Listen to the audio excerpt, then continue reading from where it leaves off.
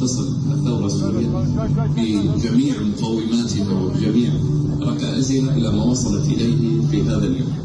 وأقول بأن ذلك بإذن الله تعالى يعني نحن في نهاية المطاف، ولم يبقى إلا القليل بإذن الله تعالى حتى نصل إلى حلب. وأنا أراكم تجلسون في حلب كما تراكم من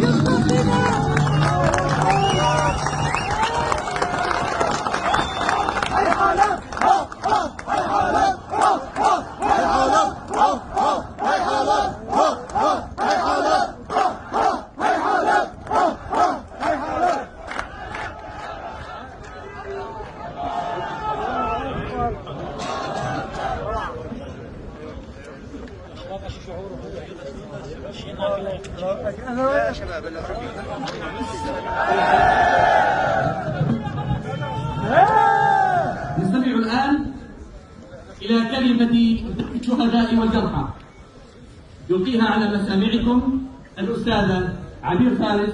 فلتتفضل.